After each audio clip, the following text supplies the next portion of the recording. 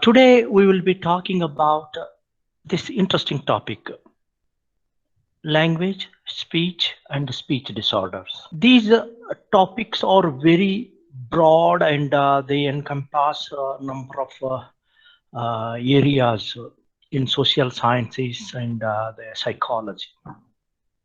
But I would restrict myself to the concerns of a physiologist. Okay, so now I have here one very nice painting. He is a Socrates, maybe 300 or 400 years BC. He was accused with the molestation charges, and he was given a choice of apology or defense. That means he had two choices. One, either to apologize to the king or to defend his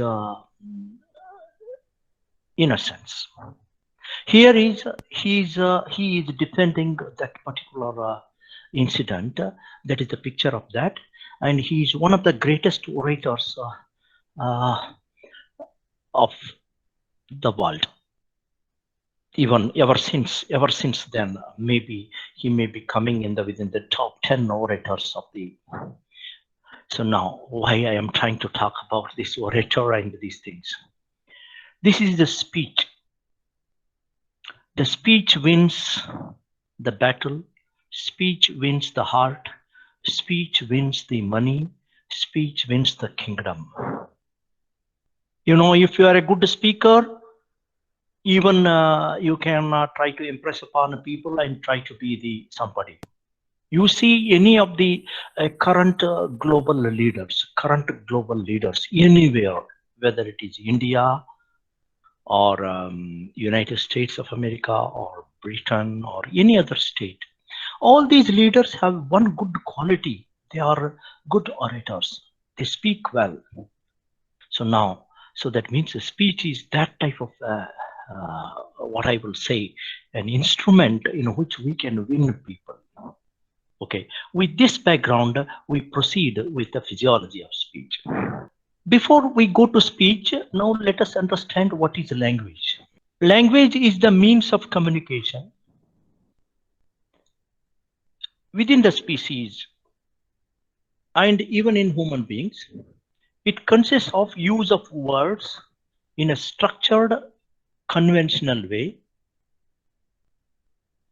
and these use of words may be spoken, that is verbal, or may be written, or may be by pictures, graphic. Sometimes we have many graphic presentations, or the person who is deaf and dumb, he uses the sign language.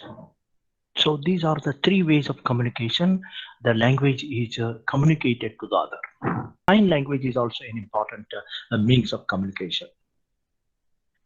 So the language has been evolved through the alphabets and words, which make the sentences.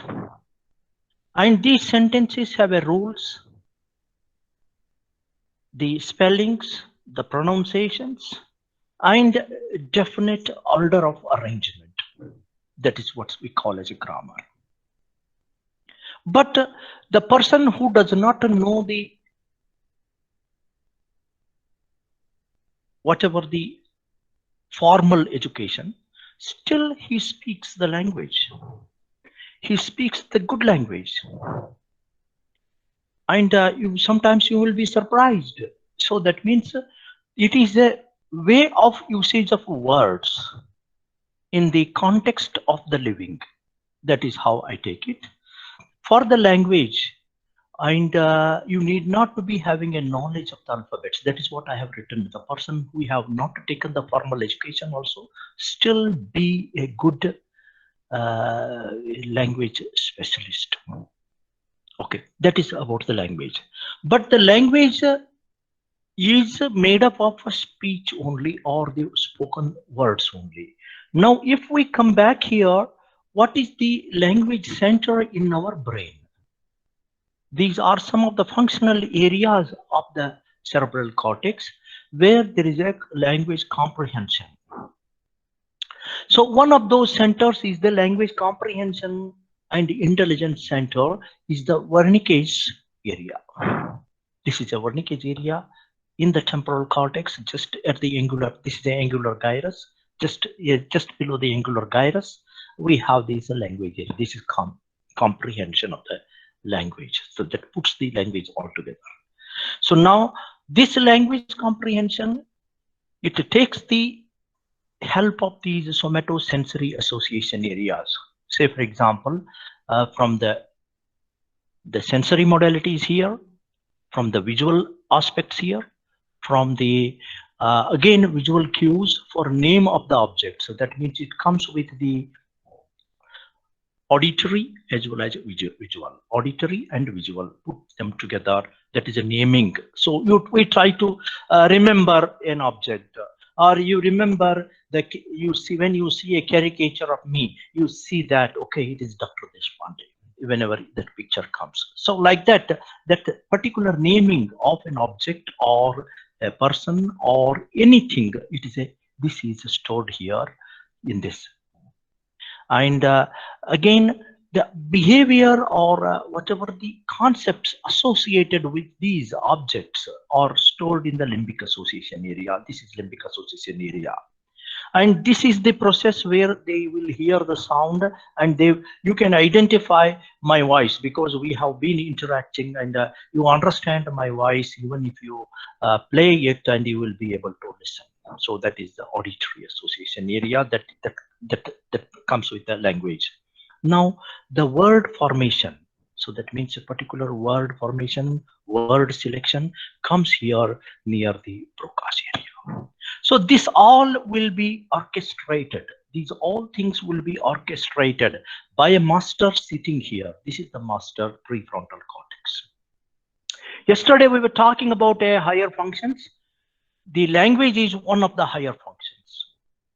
So this is the man has evolved and we have a language and there is a broad understanding. All the languages have alphabets and all the languages have a grammar and all the languages have a pronunciation and a means of communication. So that means this is the master here in the prefrontal cortex that decides or that governs everything. So that is what about the language, and this is governed by the prefrontal cortex. So now I repeat again, this is the name center, the language comprehension area, and the behavior associated with a particular object, the auditory signals associated with an object, and the word selection, and the overall governance by the prefrontal area. Now, which of the cerebral hemispheres? Is it left or right? So it is certainly in a right-handed person, it is the left cerebral hemisphere that have all these properties. I will come about that categorical and non-categorical hemispheres in the middle of the discussion. But this is the left cerebral hemisphere that have stored all these information in relation to the language. Now, what is speech then? Speech is also a means of communication verbally.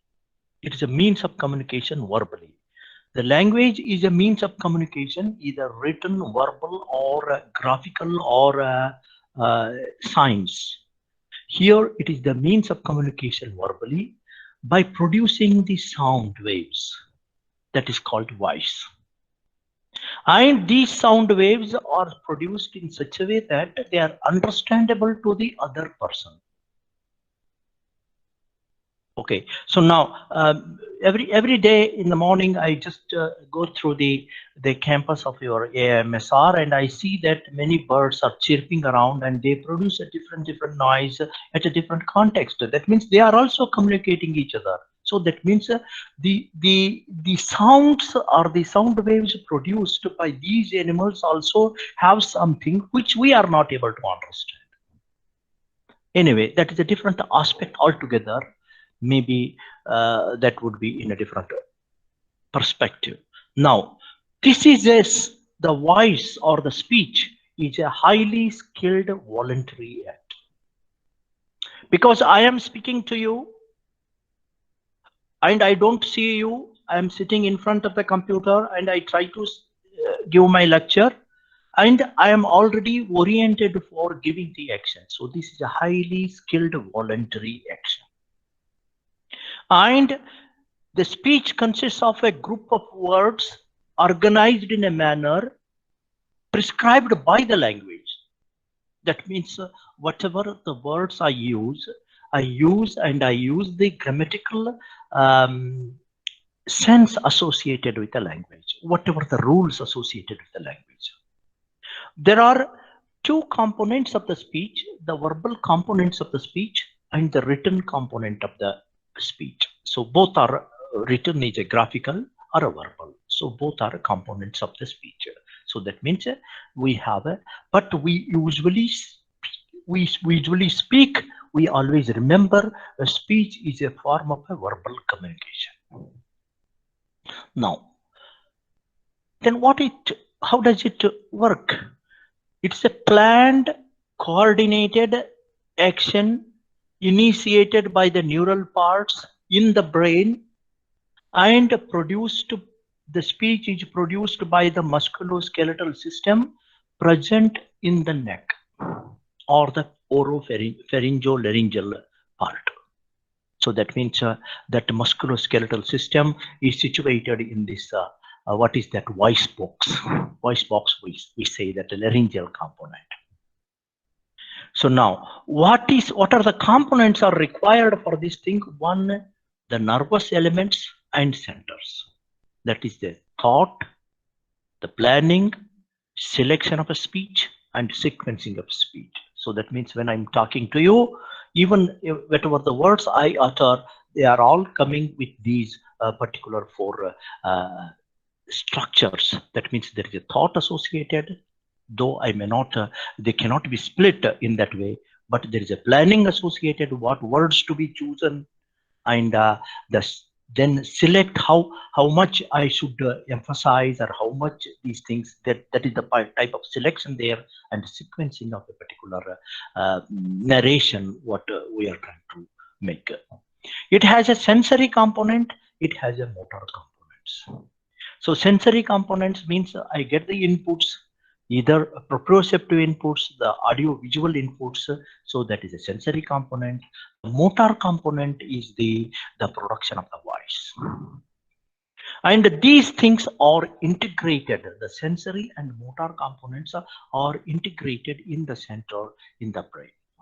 So what I want to say that there are sensory component that is in the brain, there are areas which process this speech in terms of the meaning and its cognition. And in the brain, there are areas in the cerebral cortex which excite the motor the components, especially the muscles of the voice box or the oropharyngeal part, and that is where in the brain that is there.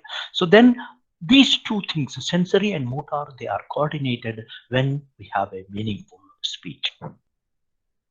So now we have the production of a speech requires a musculoskeletal system. So that means this is a neural element. So this is the musculoskeletal element. In this musculoskeletal elements, we have verbal communication. For speech, we should use the respiratory system, because this is the windpipe which blows the air. And when it blows the air, whatever the sound produced or vibrations produced by the vocal cords, they are getting out of the mouth. Then we have the laryngeal system, that is the vocal cords, and then there is a articulating system. Now, then for graphic, this is for a verbal part of the communication. For graphical communication, we have the hand movement, especially writing, the fine movements of the fingers, and even orientation. You just see that writing does not only the hand, even entire body, the pectoral girdle is involved in addition to the neck and the eyes. So you just look at that. When you are writing, you are using all those. That means there is a posture associated, and it is not only pure hand movement or a fine movements of the fingers. In associated, the postural adjustments are also happening for the graphical communications. Now, going further, what is articulation? Because I mentioned about these components, the respiratory system and laryngeal system. I will not emphasize on these two systems. I will just go with the articulatory system, which is less covered elsewhere. This is the what is articulation? Or we use the phrase, this person is very articulate. That is the phrase we use. That means he's outspoken, he articulates. And here is a person who articulates very well, precise. So like that, these are the terms used for the. So now this is a act of production of a voice, is articulation. It involves the muscular movements of the mouth, tongue, larynx, vocal cords. Mouth, tongue, larynx, vocal cords, and so forth, that are responsible for intonations, the timing, the rapid changes, the intensities, and the sequential arrangement. I need not to explain each of these words. They are self-explanatory. Intonations, that means change in the tone, or timing, the spacing between, or the rapid changes, whatever we make the changes between the words, and the intensities, some words we stress upon, and sequences of the sounds. In this thing, the neural components involved are the facial nerve, the nerves supplying the laryngeal muscles, and their centers in the medulla. And even some of those spinal areas are also involved, because the neck muscles are involved in producing these things.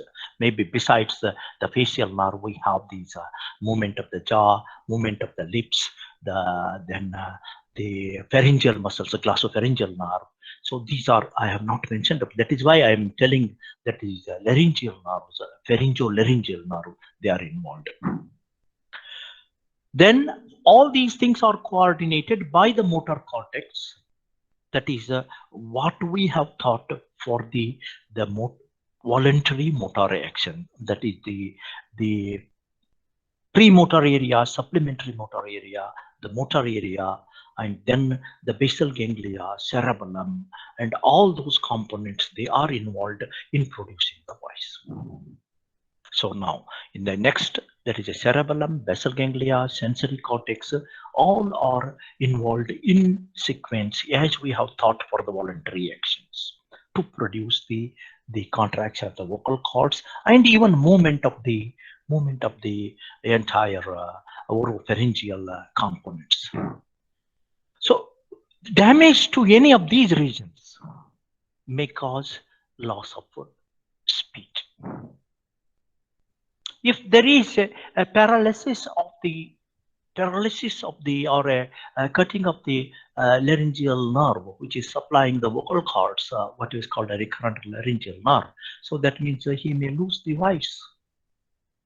So that means, so you can just think all these areas are important for production of speech. Now, I will just go little extra with the articulatory system. The production of a voice refers to the movement of one structure against another. That means it's not only the vocal cords. If the vocal cords contract does not happen, it's the vocals contract at a particular way or a particular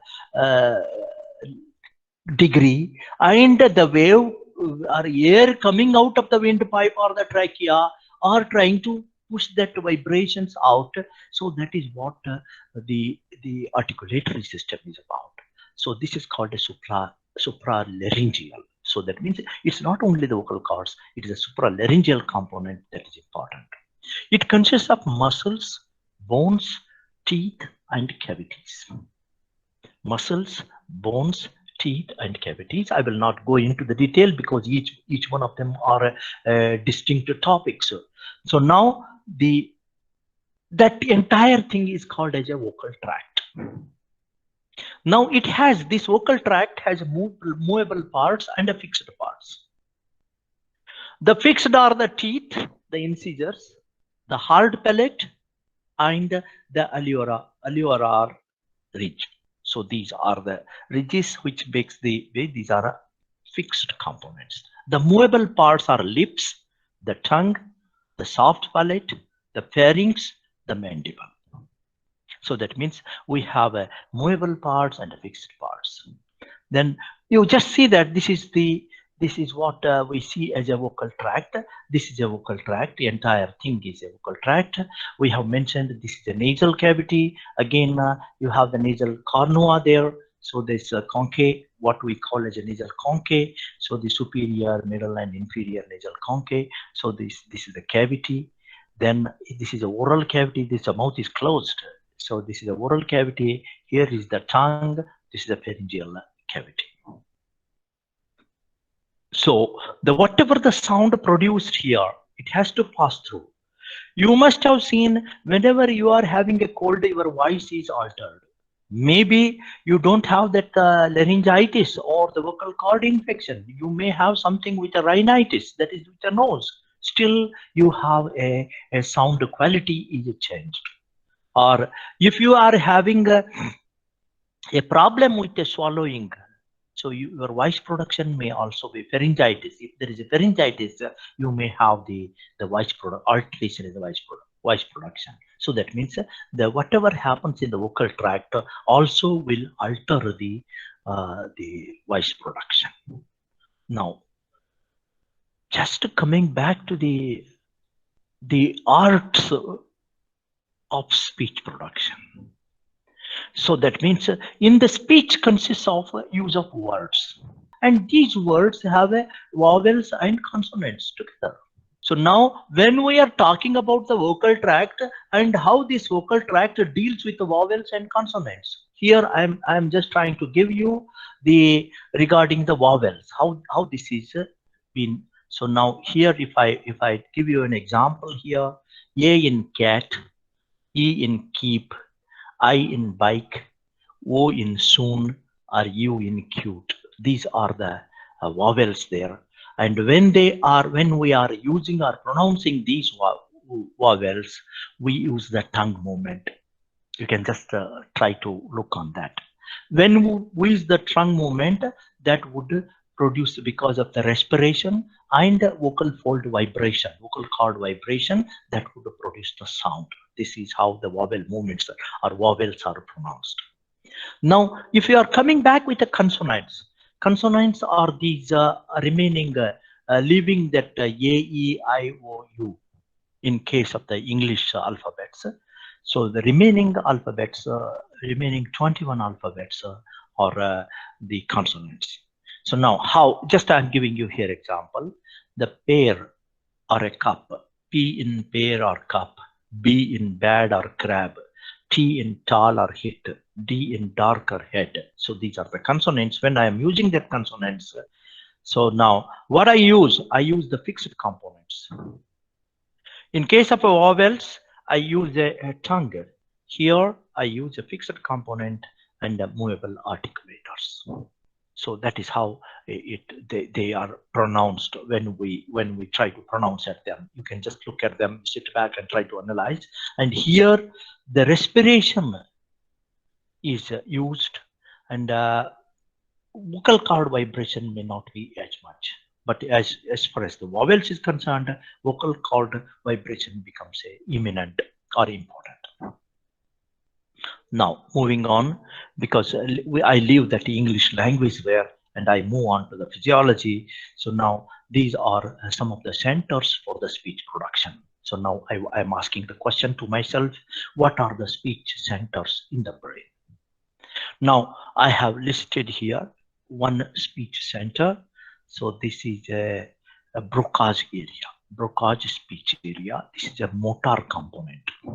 motor component, Broadman area 44.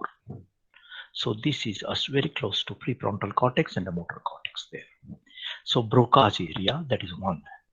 Then we have this is a motor component. We have a sensory component here. This is a Wernicke's area. This is a Wernicke's area. This component is a Wernicke's area. Okay, so now that's the second part of this thing.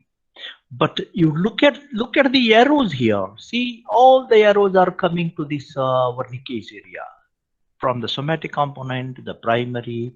So yeah, everything is joining, the visual, auditory, everything. So that means Wernicke's area receive all the inputs and they will be analyzed and interpreted. Say, for example, if there is a sound, if any voice I hear, that the voice is interpreted and they are put into action here in Wernicke. This is the sensory part of the speech area. This is sensory part of the speech area.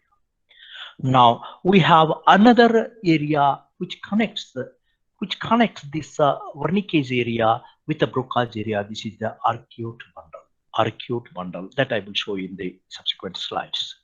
Then we have one center here above the Broca's speech area that is for writing what is called the Exner's area, and here Dejerne's area. So that I will see in the next complex. Yes, I have this next.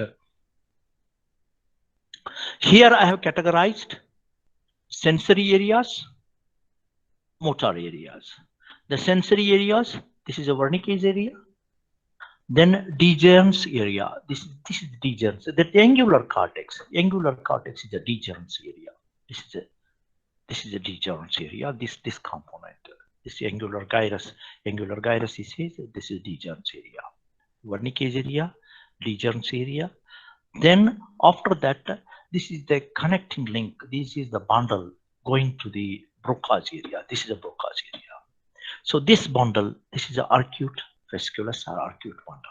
So that means whatever the information the Wernicke sensory component is there, it is carried to the Broca's area. This is motor. And I mentioned this is the Exner component. This is concerned with writing, whatever words we see. I will just come back and I will tell how that is happening. That is the Exner's area. So I repeat, we have 4 centers. One sensory side, Wernicke's area, Dejerne's area, that forms the angular gyrus, that takes up all the associative information from the visual, auditory, and the sensory, somatosensory components. And then we have the motor, that is a Broca's area, and Exner's area for writing. So all these, put them together, they form the speech centers. And these two sensory and motor components are joined by the arcuate bundle. When we want to repeat a word after hearing a particular word, so that means you have heard a particular thing and you want to repeat it. You want to repeat this thing. What are the things happen? So when you want to see, so the first thing is you have the auditory stimulus, that is the ears. They collect the sound signals, that's the vibrations. The tympanic membrane. From the tympanic membrane, the ossicles, the bony ossicles. From the bony ossicles, we have the round window. Then that will open up. That will produce the vibrations in the scala vestibuli and the scala vestibuli, and the cochlear membrane is vibrated. Once the cochlear membrane is vibrated, that produces a sound that is carried through the cochlear nerve to the cochlear nucleus in the medulla. From the medulla, it will reach to the auditory cortex. So I have said so many things. I'm just trying to revise you the auditory pathway, almost auditory pathway. It comes to the primary auditory area because I have heard a word, that is the voice. So then if I say that the word is about the class for 2K19 batch, that is the 2K19 is the word. 2K19 is the word. So that means I hear that word and it comes here to the auditory cortex. Now the 2K19, if I just mention it, means nothing. It means nothing. I have to interpret what does it mean. So that is interpreted in the auditory association area somewhere here. From the auditory association area, it will go to the Wernicke's area.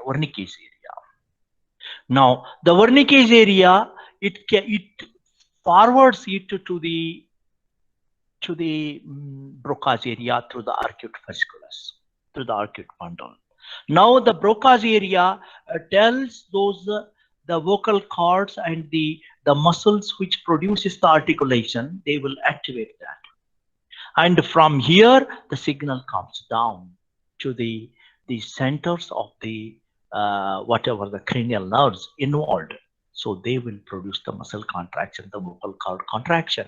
So that is how I can repeat. Now you have said 2K19. Now I repeat that 2K19, but it involves so many steps. I have mentioned these steps here. The reception of the auditory signal first, then interpretation of the auditory signal here in the Wernicke's area, then the planning of the whatever the choice of words, whatever the I have heard, and to repeat that word, that Wernicke's areas that is done here. Then it transmitted to the Broca's area via this. Then that activates the skilled movements of these, the tongue, the vocal cords, laryngeal muscles, the pharyngeal muscles, and jaw movement. And that produces the appropriate articulation. This is what happens when we speak the heard, whatever we have heard. Now, if I come back, I will take another thing, the sequence of reading from a written word. If I flash, so suppose I have flashed you this particular slide. Say maybe I will just talk about only one word here, the sequence. Now, when you read this sequence, what is the first thing is, it is a visual signal. This visual signal has to form an image on the retina. From the retina, so many steps. It should reach the lateral geniculate body and then to the occipital cortex, area number 17. But area number 17 only understands words. That meaning of the words is given in the area number 18. So now it will come to primary visual area. Then after coming to the primary visual area, it goes to the visual association area. Then from the visual association area, so it will go to the limbic association area. So that means it tries to, because we are trying to interpret, this further goes to the angular cortex. From the angular cortex, it reaches the Wernicke's area. From the Wernicke's area, it is further communicated to the Broca's area via that arcuate fasciculus or arcuate mantle. Then Broca's area communicates this message to the skilled movements of the vocal cord, the laryngeal muscles, and oropharyngeal muscles, and the tongue. So they will be activated, and that produces this thing. But here, hello. So here, this is you are reading it, and now you will produce that sound. If I were to make the writing, how I will do that? Suppose you have seen the word sequence. You want to write it.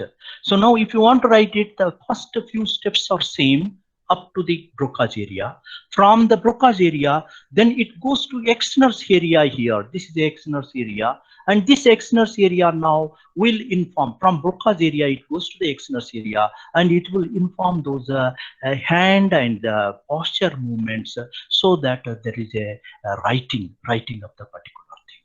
So that is one of those areas that would be producing. So this is about a written word. I mentioned about regarding the even writing of those written words.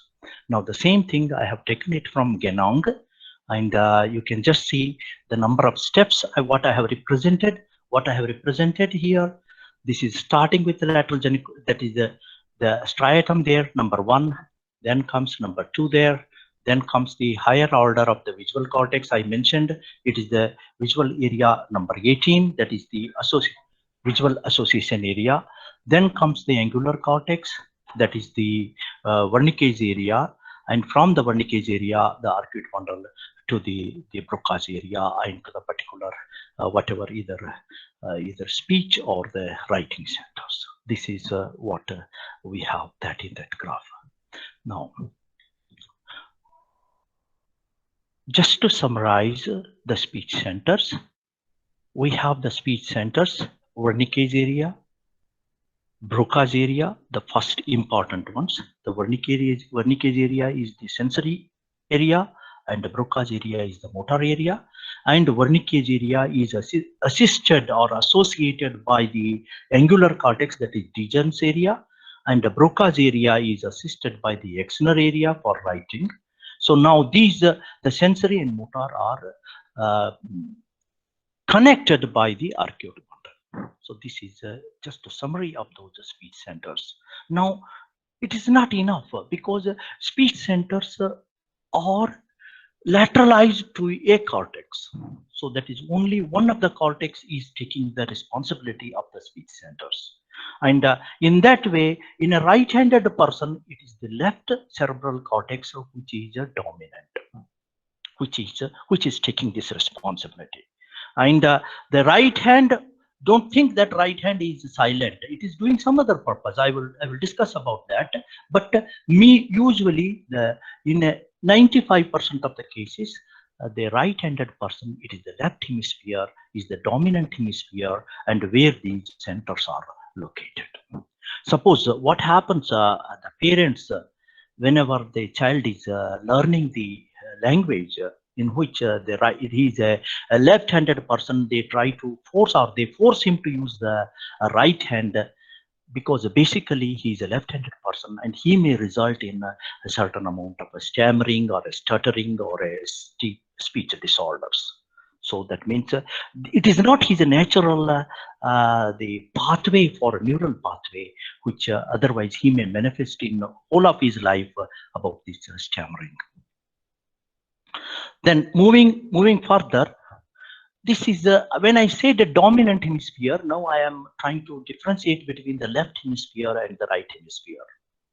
Now, the left hemisphere, we have the language, the speech, the thinking, that is semantic organization, then recognition, that is self-identification, self-consciousness, and self-building, then problem-solving ability, and reasoning. It is a mathematical brain, it's a logical brain, and it has a lot of skills. That is the left hemisphere. Here is the language and the speech are situated. Whereas in the right hemisphere, we have the body language, the spatial processing, that means where we are, how we are, and the perception. And it is again the right hemisphere is associated with the memory recall, the facial recognition, identifying a particular object or a person, and regarding beliefs. And it's a musical, right hemisphere is a musical hemisphere. It try to understand the voice and the musical and the other non-verbal cues. So common, both of them, right and hemisphere, we have the common things: the word recognition, object recognition, voluntary behavior, memory formation, memory retrieval are shared by both the right and left hemispheres. Now, here I have written the schema for the exteriorization of the speech. One, I have just given the whatever I have mentioned, the spoken words, on the other side, the written words. I just mention you here the spoken words, the voice, the ears. First you hear it through the ear, then it reaches the auditory centers. I don't want to go to the auditory pathway there. Then auditory speech center is there. Then it comes to angular gyrus, then Wernicke's area, arcuate fasciculus, the Broca's area, the motor action. That is about the spoken words. So now, in case of written words, it is the sight. That means you are seeing a word, that is eyes, the visual center, visual association area. Then after the visual association area, we have the angular gyrus, the Wernicke's area, arcuate fasciculus, Broca's area, motor action. Here, anything lesions after 3 and 4, that is 3 and 4 is auditory center and auditory speech center, that is visual center and visual association area, that would result in either word, what is called a word blindness in both the situation. That means they will not be able to understand the spoken words on this side, that is in the spoken words, or they on seeing, they will not be able to understand the spoken words on this side. That means this is a dyslexia. This condition is a word blindness or a dyslexia. So now, if the lesions are happening after or on or after Wernicke's area or after, that would produce aphasia, and here in this side it produces agraphia. That means on the written words it produces agraphia, and on the spoken words it forms the aphasia. Now, just revising the centers one more time. We have the Broca's area here, Wernicke's area here. Again, I am really happy to see so many arrows. That means the importance of the Wernicke's area in reference to the speech. Now, move on to the speech abnormalities.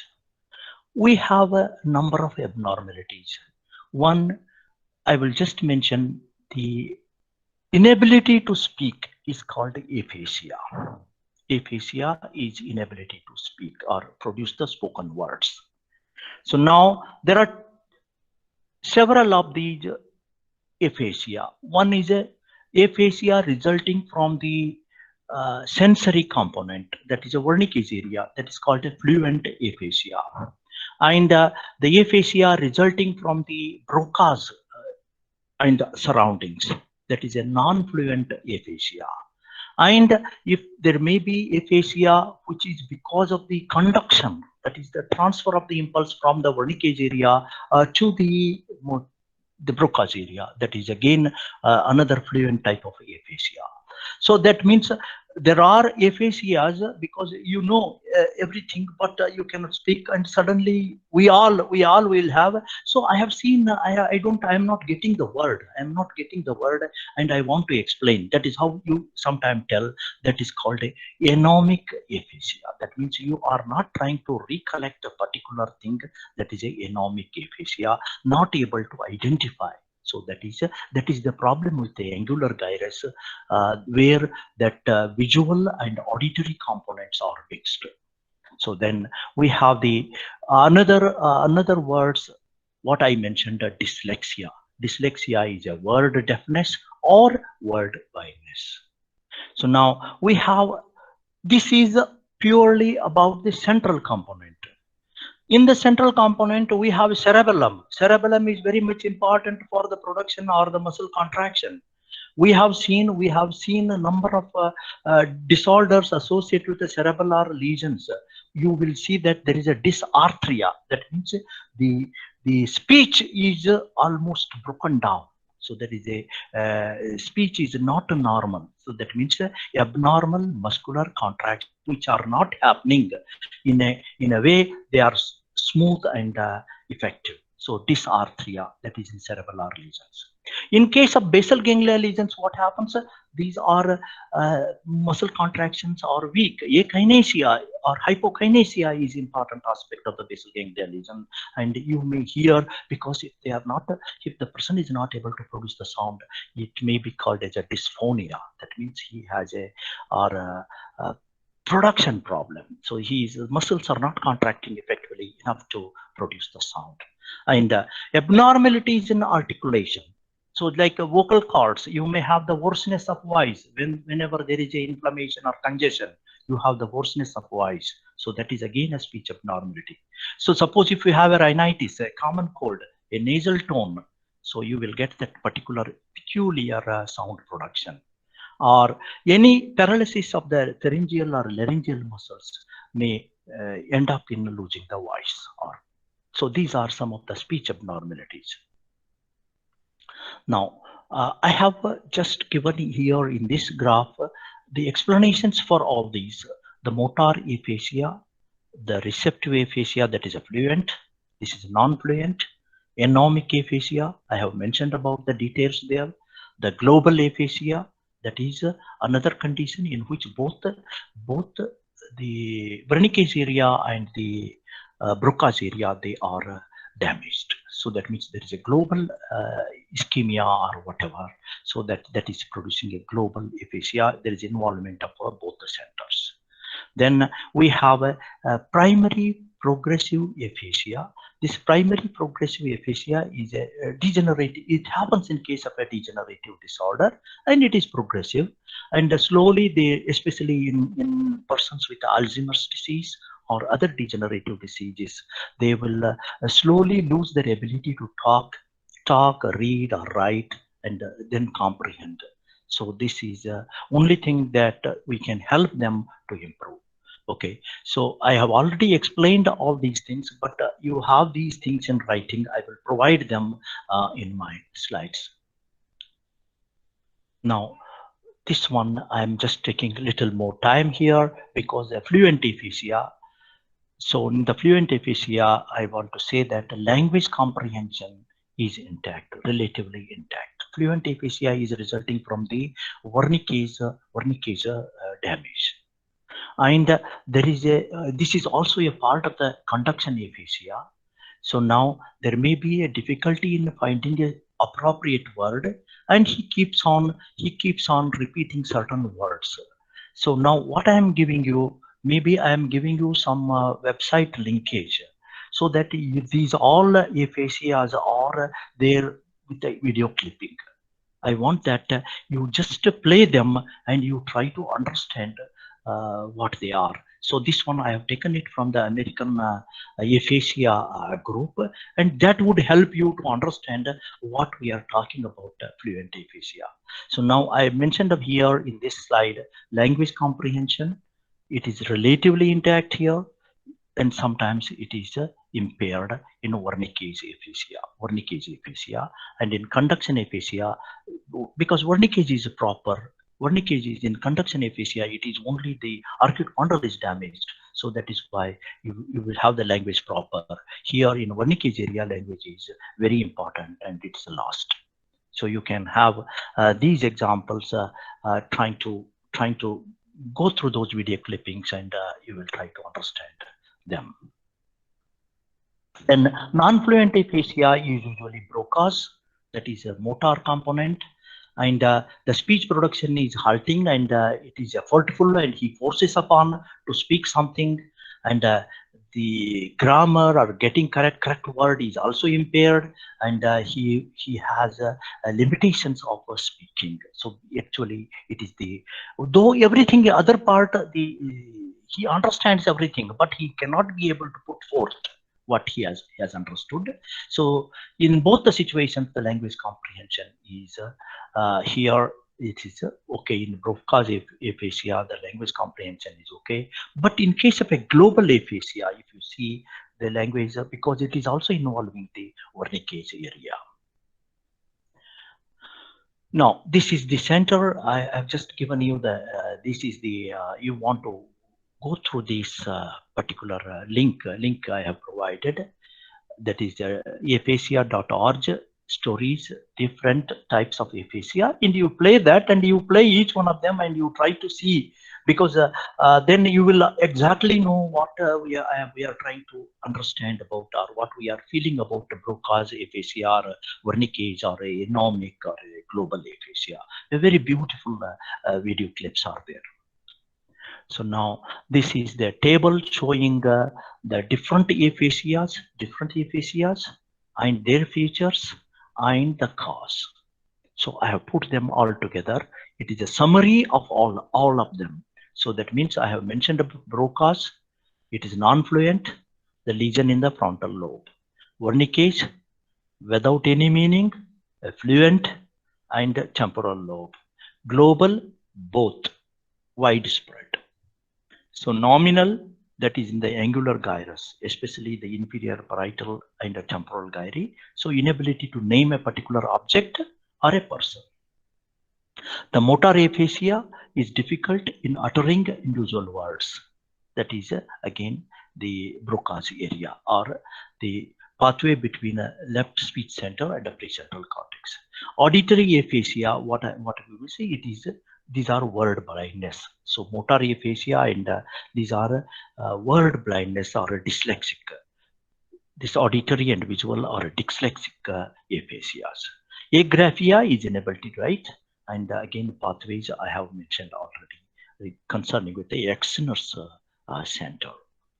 Now, the keywords for today's topic, because they are important for your examination. One, please note down speech centers, Broca's area, Wernicke's area, externus area, angular cortex or degerens area, arcuate bundle, aphasias, types of aphasia. Maybe it may come as a short note, or you may get a fluent aphasia as a short note, or a non-fluent aphasia, dyslexia. You try to prepare these things that will help you and make you better with the speech, because don't ignore this. These are important topics I am trying to cover. So now tomorrow I will take with the memory and the learning.